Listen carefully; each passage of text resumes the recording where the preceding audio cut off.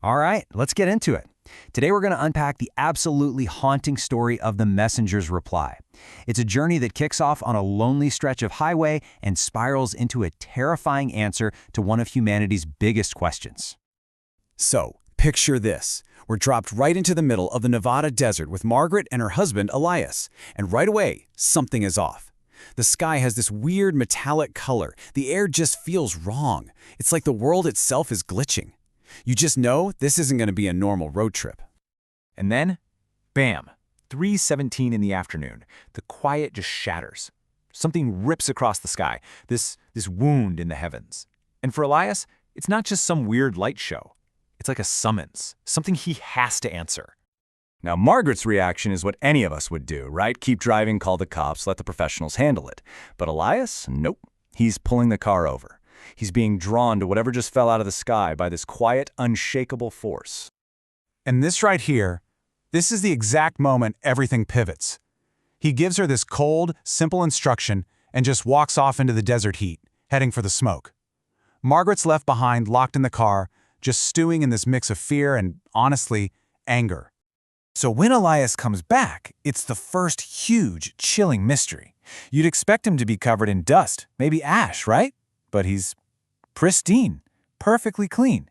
But he's not the same guy. His eyes are just blank, like stones. The man who gets back in that car is a complete stranger. And this is where the real horror begins. So they're driving east now, for hours, in total silence. And Margaret starts to realize just how deep this change goes. It's more than him being quiet. He has this aura, this power. At roadside diners, strangers just instinctively make way for him, treat him with this weird, unnerving respect. It's like they know he's not just some guy anymore. And look at this comparison. It makes it so clear. The man she knew, the one she teased about his storm face, the guy with the tan line from his wedding ring, he is just gone. And in his place is this thing, an empty room with the door shut. She can feel this other rhythm inside him now, something totally alien. So she finally asks it, the most important question. Do you love me? And his answer? It's just a word. Yes. There's no feeling, no warmth, no nothing. It's the coldest confirmation of her worst fear.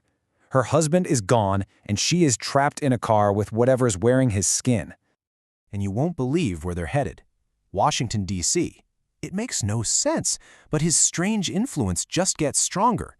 Heavily armed guards, guys trained to neutralize any threat, they just step aside and let him pass.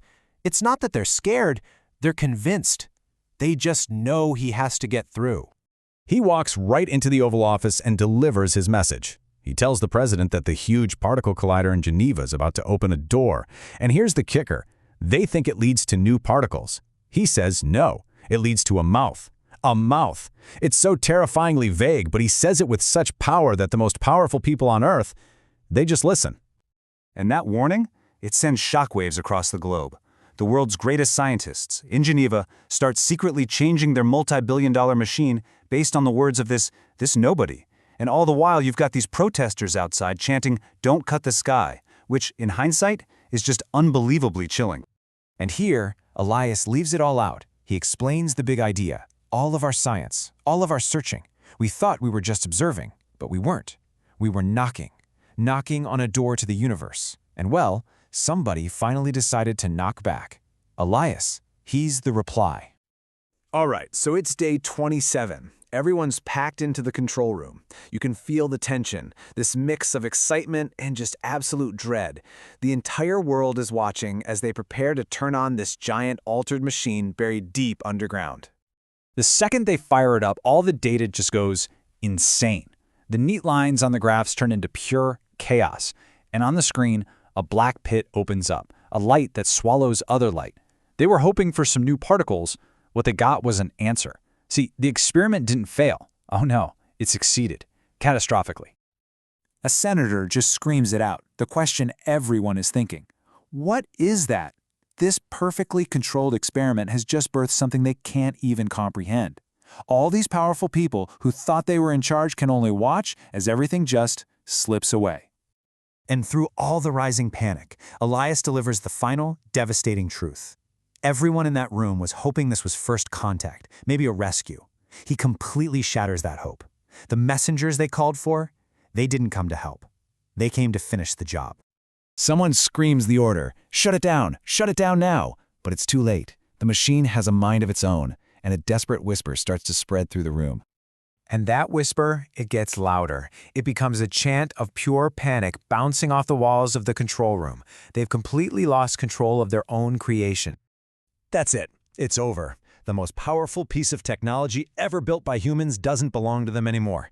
The fate of the entire world has just been sealed.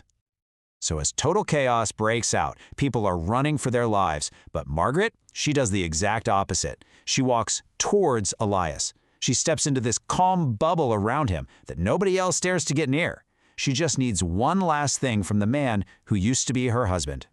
Her final plea isn't to save the world. It's so much more personal.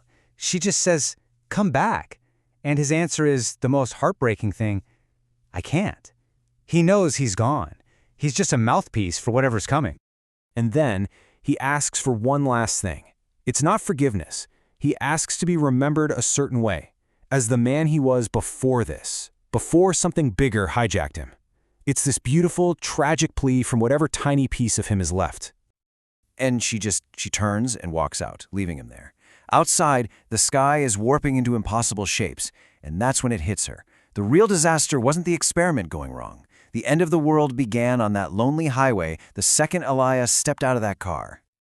You know, for centuries, we've been shouting one question into the cosmos: are we alone? The horrifying power of this story is its answer. The tragedy wasn't just that we got a reply. It's that we never stopped to think about what would happen when, as the story says, somewhere past science and sorrow, something listened back.